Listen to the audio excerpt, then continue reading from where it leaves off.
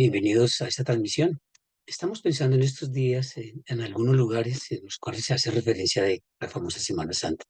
Uno es el Gólgota, otro también es el Getsemaní, pero ¿qué significado tiene el Getsemaní para nuestros días? Pues bueno, en estos minutos queremos mirar qué lecciones nos puede dejar Getsemaní, esos momentos antes de que Jesús fuera crucificado, representan tal vez el cambio en la historia, ¿no? Hay un momento después de y un momento antes de. Bueno, ¿qué queremos abordar en este tema? Pues vamos a hacer una pequeña introducción de lo que representaba este lugar, su significado y las lecciones que tendrá esto para nuestros días. Terminaremos con una conclusión que es lo que esperamos de aquí en adelante pueda suceder en nuestras vidas. Bueno, empecemos con una pequeña introducción. Lo que tenemos aquí, a este lado, es un árbol de olivos. Pues como lo podrás ver, no es un árbol muy hermoso. Es un árbol que crece en lugares con unas condiciones que no son como las apropiadas, ¿no? Por eso es su estructura, ¿no? Si te das cuenta, toda esta parte del árbol es muy deforme. Y esto es porque en tiempos de sequía el árbol tuvo que sufrir demasiado para poderse mantener. Este árbol, que no es de parecer, no es muy bello, dicen también que se llama un árbol de raíces secas. Es un árbol muy milenial. Algunas personas que han ido a visitar Israel y que han ido al Monte de los Olivos, en este lugar, el Getsemaní, es una parte de ese Monte de los Olivos.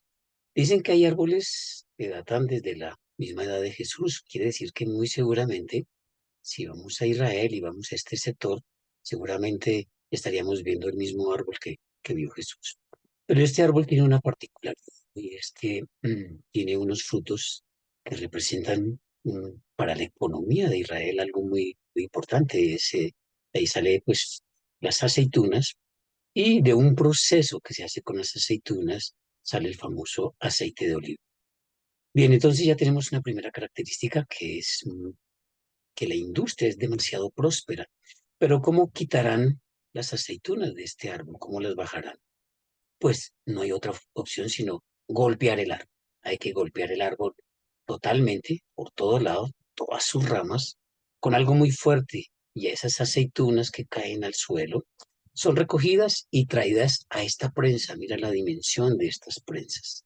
Obviamente que esta es una prensa moderna, pero en la antigüedad el proceso era similar. Esta prensa aquí tiene algo que va dando vueltas y eso era amarrado a asnos. Entonces, cada vez que el asno daba dando vueltas, todas esas aceitunas se iban destilando y aquí iba cayendo el aceite de olivas. Muchas propiedades tienen el aceite de olivas, ¿no? Es usado frecuentemente para reducir los niveles de colesterol. En el Antiguo Testamento tenemos muchas referencias de lo que se hacía con el aceite de olivas para traer sanidad, para ungir. Quiere decir que en torno a este árbol de olivas hay toda una cultura que, que sale de allí.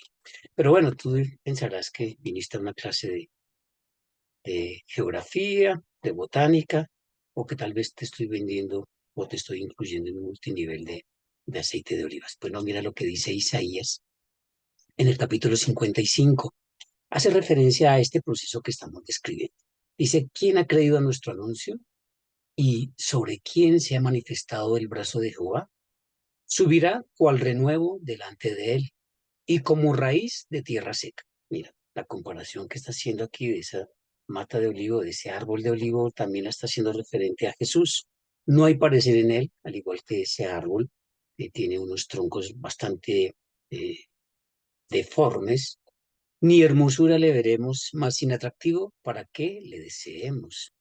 Termina diciendo, despreciado y desechado entre los hombres, varón de dolores, por cuanto pues hay que quitarle su fruto con golpes, experimentado en quebranto y como que escondimos de él su rostro. Fue menospreciado y no lo estimamos.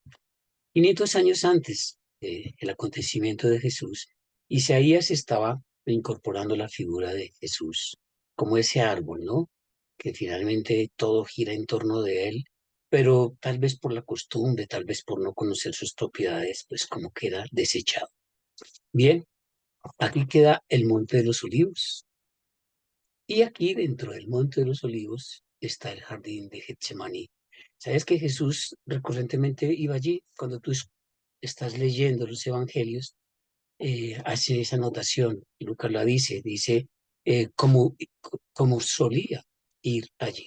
Y a este lado, muy a este lado, muy a este lado, está otro lugar que tal vez de pronto hablemos en estos días, que se llama el Gólgota. Pues no es muy lejos la distancia, pero allí estuvo Jesús con sus discípulos. Bueno, ¿qué significa entonces Getsemaní? Bueno, Getsemaní en griego es esto que está aquí escrito y significa prensa de aceite, ¿sí? Prensa de aceite. Bueno, entonces ya vamos pensando qué será nuestra vida entonces. Cuando hablamos de prensa, entonces significa que todo lo que hay allí tiene que ser exprimido, olivos machacados, porque cuando hay sale esa esencia, pues realmente creo que ahí demostramos cuál es nuestro carácter. Cada vez que viene una presión, a través de pruebas, de circunstancias, pues va a salir de nosotros lo que realmente somos, ¿sí?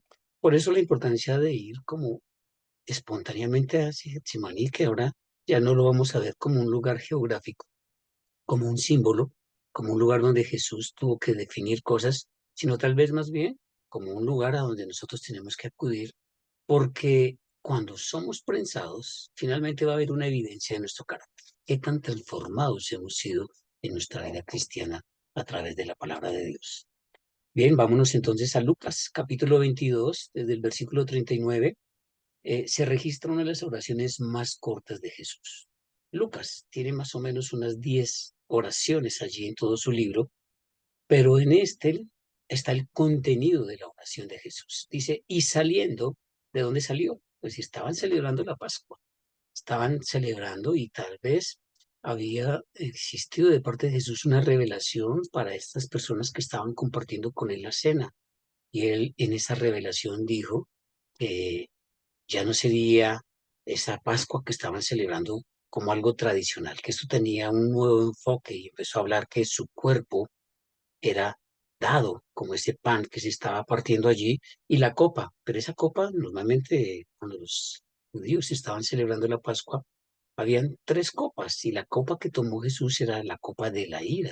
Significaba que sobre Jesús venía a recaer toda la ira de Dios.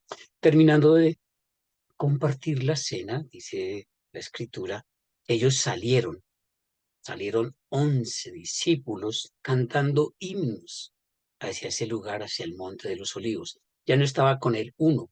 Y aquí de entrada entonces quiero ver el carácter de aquellas personas que no quieren venir al Getsemaní.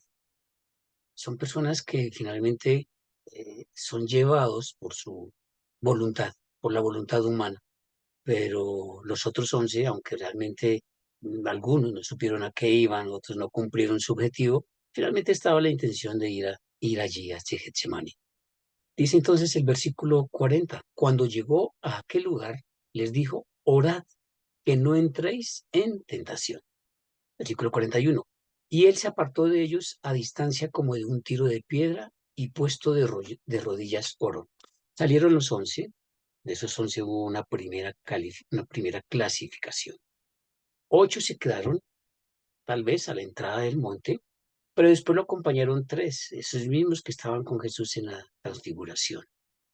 Y después les dijo a ellos, a este grupo de 3, les dijo, oren para que no entren en tentación. Tal vez los otros 8 que estaban en la primera parte no sabían lo que estaba pasando. Y finalmente, si yo no estoy caminando con el Señor, pues no sabré qué está pasando en mi vida, no sabré cuáles son los planes que Él tiene para mí. Y después los dejó aparte y estuvo a solas. Pues un tiro de piedra son aproximadamente unos 50 metros. Bien, ¿qué dijo entonces en esta oración?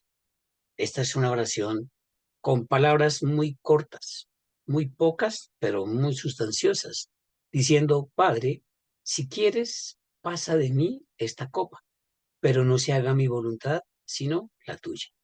Y se le apareció un ángel del cielo, ¿qué? ¿Para qué? Para fortalecerlo. Mira, pocas palabras aquí en esta oración. Es un tiempo muy, muy trascendental. Esta oración marcó el antes y el después. Y creo que hay momentos en donde tendríamos de tomar la determinación de hacer oraciones que hagan un cambio a nuestra vida.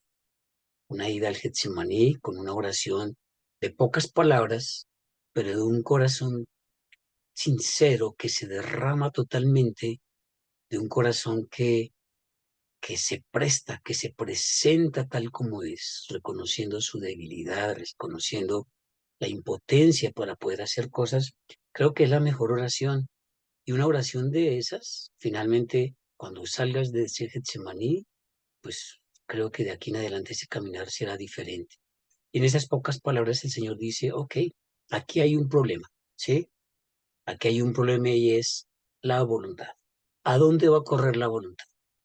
¿Va a correr a la voluntad de Dios o va a correr a la voluntad humana? Y este es el gran problema que tiene el ser humano hasta los días de hoy.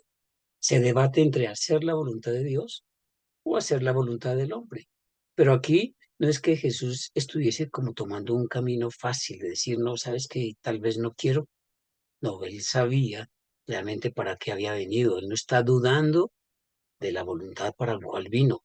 Y finalmente el resultado es que el Señor mandó un ángel para fortalecerlo. Quiere decir que a veces las decisiones que tenemos que tomar cuando aceptamos la voluntad de Dios no van a ser fáciles. Siempre hemos tenido un mito de decir, no, si todo sale bien es porque es la voluntad de Dios. No, si las cosas están saliendo mal es porque tal vez no es la voluntad de Dios. Y aquí vemos una escritura que contradice esos mitos. Hay momentos, y creo que la mayoría es que cuando entendemos cuál es la voluntad de Dios, no va a ser fácil caminar en ella. Y al no ser fácil, Dios entiende que necesitamos de su ayuda. Y dice que se le apareció un ángel del cielo para qué, para que hiciera el trabajo que él tenía que hacer, no, para fortalecerlo. Y creo que a veces evitamos en la oración llegar a este nivel. Sabes que cuando decidimos hacer la voluntad de Dios, tenemos el reino a nuestra disposición, aunque las cosas que tengamos que hacer no sean de nuestro grado o no sean fáciles. Bien, bueno, y estando en agonía, oraba más intensamente y era su sudor como grandes gotas de sangre que caían hasta la tierra. Ok, el Señor ya estaba revisando, ya estaba adelantándose al momento que iba a experimentar, ¿no? Que iba a experimentar, o sea, ¿por qué la agonía? Y cuanto más agonía hay para el ser humano, pues no hay otro camino que más oración, ¿cierto? En la medida que haya dificultades, pues también en esa medida, ¿no? En esa medida, en una mayor medida, pues debe de ser también nuestra oración. Eso le produjo un estrés de tal manera que sudó gotas de sangre.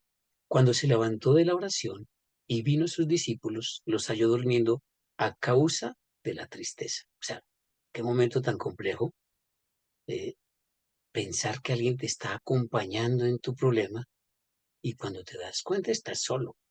Y creo que la mayoría de guerras, de batallas que estamos librando, hay que librarlas solo, ¿sí? Entonces, descárgate y descarga a tus amigos, a tu familia, de no acompañarte muchas veces cuando hay procesos que son netamente personales.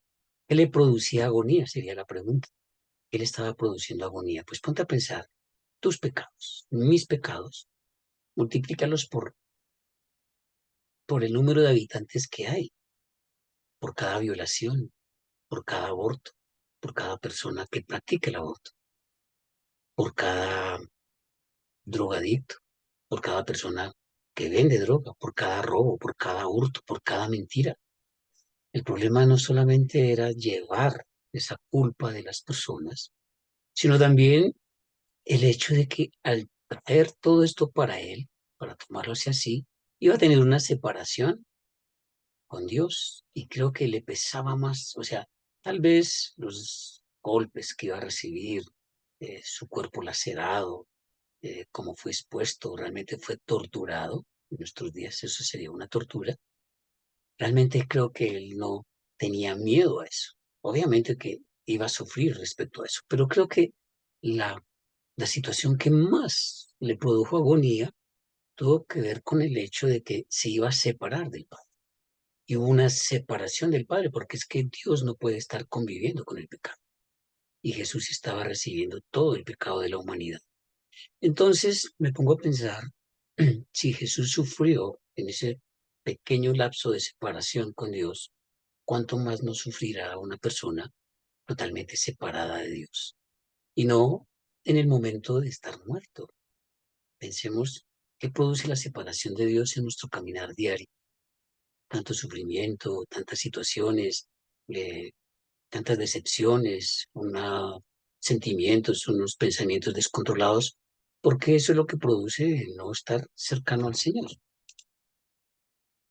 Bien, y les dijo, ¿por qué dormís? Levantaos y orad para que no entréis en tentación. Finalmente, Jesús ya había cumplido. ¿Sí? Cuando tú empieces a leer el relato en las últimas horas de Jesús, lo vemos tan fortalecido que solo, solo el resultado de esta oración pudo colocarlo en la condición en que lo vamos a ver actuar ahora. Y tal vez la sugerencia de Jesús para nuestros tiempos es, oremos, para que no entremos en tentación, o más bien para que cuando venga la tentación, cuando venga la prueba, nos encuentre más o menos fortalecidos para que nosotros estemos venciendo sobre las circunstancias y no que entren las circunstancias totalmente a desbastarnos. Bien, número uno, entonces, ¿qué vamos a tener? Lecciones para nuestros días. Número uno, ¿cuál fue el modelo de oración que Jesús nos estaba enseñando allí? Él inició su oración diciendo, Padre, ¿sí? Y para un judío de estos tiempos era una oración bastante compleja. Se salía de lo tradicional, ¿sí? Porque nadie llamaba a Dios Padre. Solo Jesús nos enseñó a orar a Dios como Padre. Lo dijo en el Padre Nuestro, ¿cierto? Entonces, esta oración me muestra varias facetas. Uno es cómo me dirijo a Dios, y eso es como un padre, pero mira que allí esa relación de ese hijo con este padre es una relación de honra y de respeto. Pero ese modelo de oración también me deja ver algo, y es que oró conforme a su misión y a su visión. Aquí la oración de Jesús no tiene que ver con casa, carro y venta. Dame, Señor, ponme, colócame. No, aquí esta oración de Jesús está enfocada exclusivamente a lo que él entendió que iba a ser su misión y su visión. Mira lo que dijo en Juan 4:34. Jesús les dijo, mi comida es que haga la voluntad del que me envió y que acabe su obra. Vente a pensar un segundo. ¿Escogiste el nombre? ¿Escogiste tus padres? ¿Escogiste el país donde naciste? No escogiste nada de eso. ¿Por qué pensamos que nosotros en este tiempo debemos escoger? Ese es un pensamiento griego.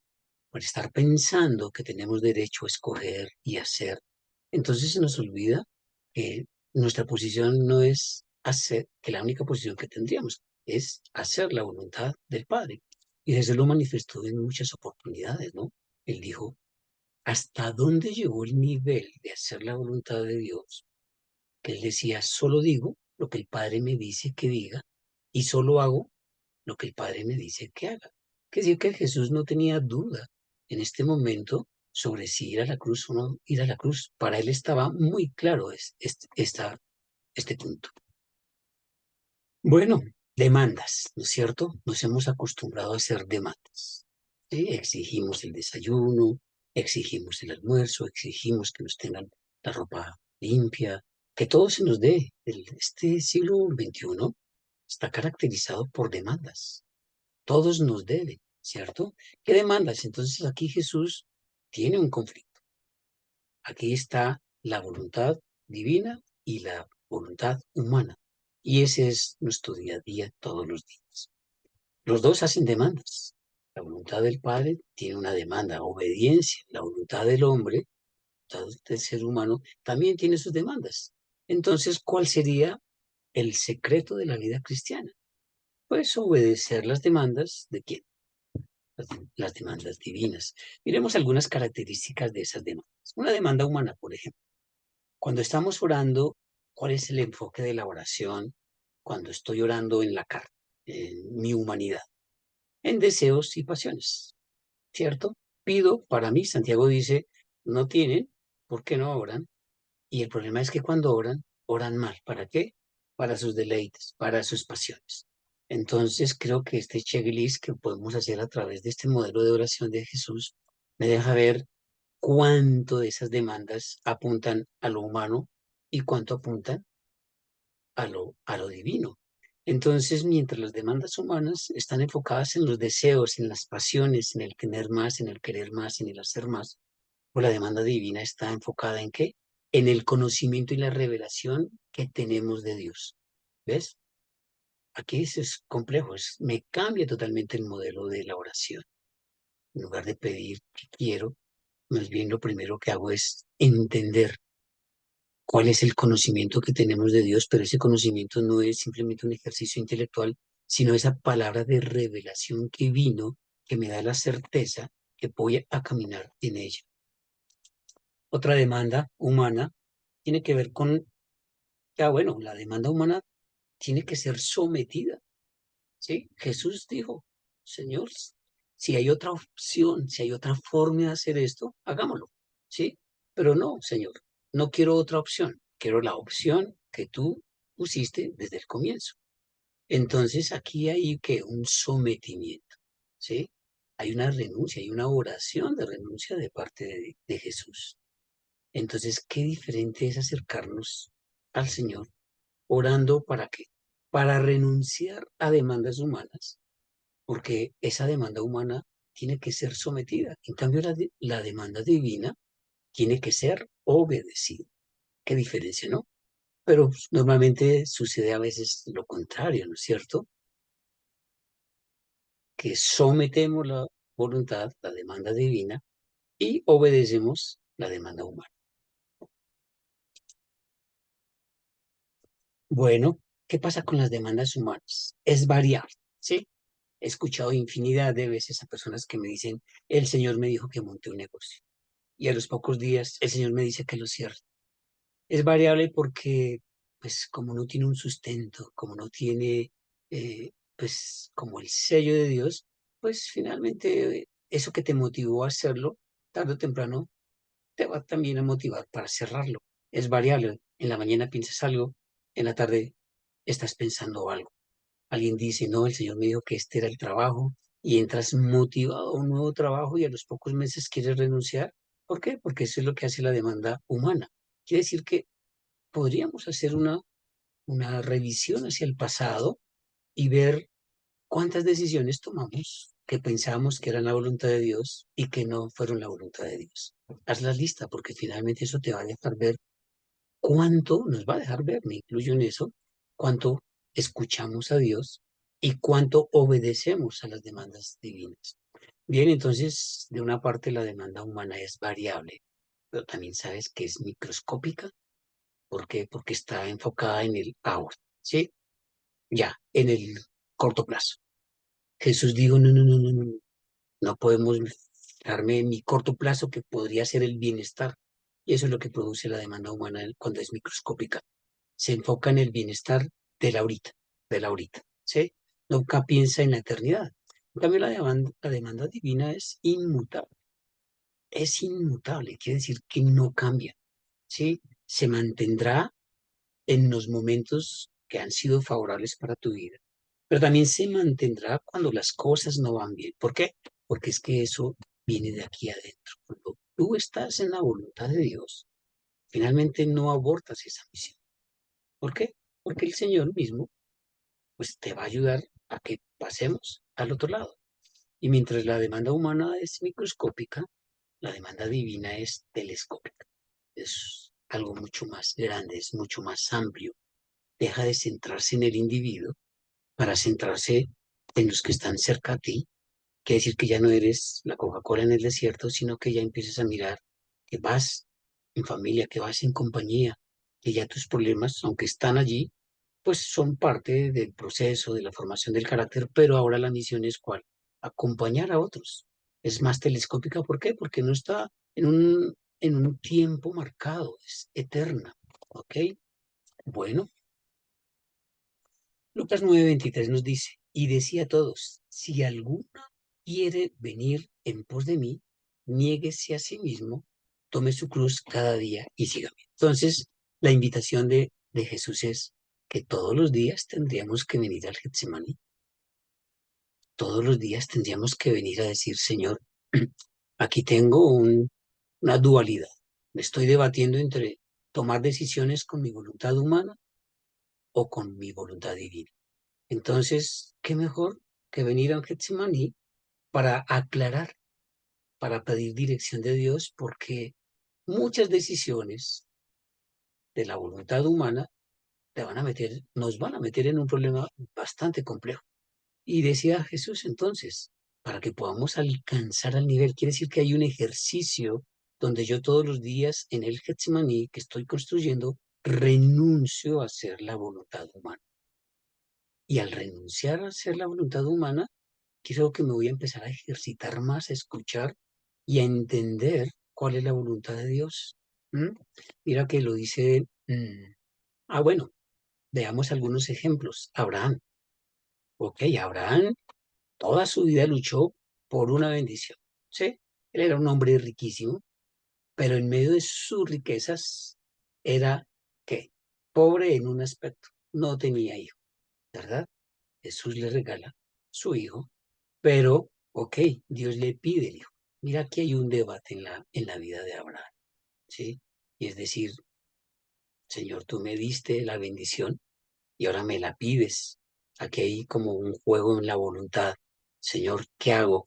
Pues así como me diste un hijo cuando no tenía y me lo estás pidiendo, sé que más adelante me darás lo que te estoy entregando. En algún punto de nuestra vida, esta tiene que ser una decisión que marque destinos. Y Abraham finalmente sucumbió o renunció mejor a esa voluntad humana para aceptar la voluntad de Dios. Moisés también, ¿cierto? Moisés renunció a ser faraón para ser un siervo de Dios, pero no solamente, mira que Moisés tuvo que renunciar no solo a ser faraón, que eso era una voluntad humana, pero también renunció a entrar a la tierra prometida. Y creo que eso es una lección bastante grande para nuestros tiempos. No te estoy hablando de la salvación, te estoy hablando que Moisés trabajó para que él y todo un pueblo entraran a la tierra prometida, pero él entendió que su proceso, que su límite iba hasta antes de la tierra prometida. No vemos a un Moisés haciendo oraciones de lamentación, no escuchamos a Moisés haciendo una queja continua al Dios que le serví, que es un Dios injusto, me está colocando solo hasta aquí, no me va a permitir entrar a la tierra prometida. No, no vemos eso en Moisés. Él entendió cuál era la voluntad de Dios y la voluntad de Dios es buena, agradable y perfecta. Ana también tenía el mismo problema, tenía un problema de ser estéril, no tenía hijos, pero mira la oración y cómo es orar en la voluntad de Dios. ¿Pidió un hijo para qué? Para ella. No pidió un hijo para ella. No pidió nietos para ella. Pidió un hijo para Dios. ¿Sí? ¿Quién podía tomar la decisión? Ella misma. Porque es difícil, o sea, nadie más podría tomar la decisión de entregarle un hijo a Dios, sino su propia madre. Pablo también renunció a una vida de sanidad porque él tenía un aguijón. Y entonces, si estos hombres, en este ejemplo que estamos viendo, renunciaron a cosas de su vida, ¿por qué nosotros somos tan demandantes en Dios? Ok, no quiere decir que Dios no quiera, eh, como lo vimos hace 8 días, Él nos deleitamos en Él y Él concederá las peticiones de nuestro corazón, pero esas peticiones del corazón ya son peticiones que han venido como pasando por un filtro de tal manera que aprendemos a pedir lo que es bueno, agradable y perfecto, los pensamientos que tienes acerca de nosotros. Número 3, quiero que lo puedas entender y es que la vida es más fácil después del Getsemaní. Es más fácil, ¿ok? O sea, mira la actitud de Jesús. Cuando entramos al Getsemaní en un quebrantamiento en esta dimensión, ¿cómo nos levantamos? ¿Cómo salimos del Getsemaní? Es más fácil la vida. Es más fácil caminar, es más fácil vencer los obstáculos. De cierto os digo que si el grano de trigo no cae en la tierra y muere, queda solo, pero si muere, lleva mucho fruto. ¿Sí? Ok, no hay otra opción.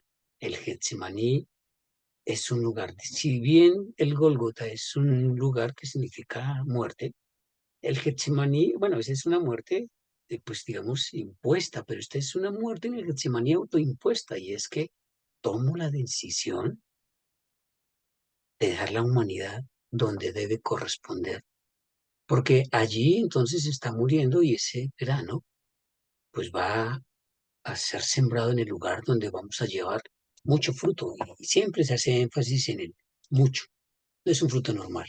Conclusiones, bueno, tú sacas las tuyas, pero aquí te dejo algunas. Las quejas representan la falta de aceptación de la voluntad divina para nuestras vidas. Significa poco Getsemaní, poco Getsemaní. Las quejas representan la falta de aceptación. ¿Conoces personas que se quejan por todo? ¿Cuál sería entonces, o qué le falta a esa persona? Pues uno, que conozca la voluntad divina. Y número dos, que poco a poco empiece a adoptarlas. Suficientes quejas, muchas quejas, mucho, mucho conocimiento del mundo me da poco espacio para conocer de Dios.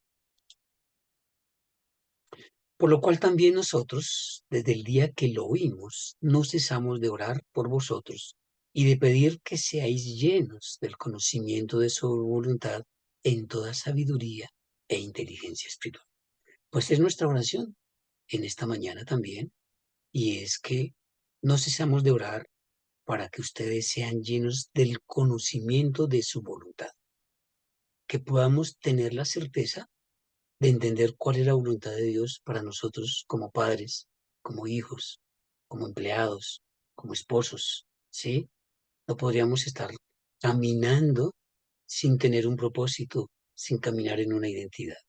Y eso es lo que aprendemos de Jesús en este Getsemaní. Y entonces, si aquí Pablo nos está diciendo que está orando para que seáis llenos del conocimiento de su voluntad, en toda sabiduría e inteligencia espiritual. ¿Para qué, Pablo? ¿Para qué necesitamos conocer la voluntad de Dios? Y la respuesta está en el versículo 10. Para que andéis como es digno del Señor, agradándole en todo, llevando fruto en toda buena obra y creciendo en el conocimiento de Dios. Este versículo 10 me deja en tres posiciones. Cuando conozco la voluntad de Dios, entro en un proceso de santificación, de fructificación y de crecimiento. Esto es un círculo. Cada día conoceré mucho más de Dios. ¿Qué aprendemos del Getsemaní? Que tenemos que construir un Getsemaní, que tenemos que ir allí a ese lugar para tomar una determinación en nuestras vidas, y es decir, la humanidad tiene sus demandas, pero hoy empiezo a estorbar las demandas de esa humanidad y empiezo a escuchar las demandas divinas, porque finalmente cuando llegue a ese nivel es cuando podré tener una vida como creyente maduro. De lo contrario, me quedaré allí como un creyente que, que como las olas del mar, va y viene, de acuerdo a las circunstancias. Quiero dejarte esta enseñanza para que podamos ponerla en práctica. Y Padre, quiero darte gracias, Señor, por el ejemplo de Jesús en esta mañana, Señor, de poder tomar una decisión diariamente, venir al Getsemaní, Señor, para asegurarme de conocer cuál es tu voluntad, que finalmente es buena, agradable y perfecta. Bendiciones, mis hermanos. Esperamos vernos en una próxima oportunidad.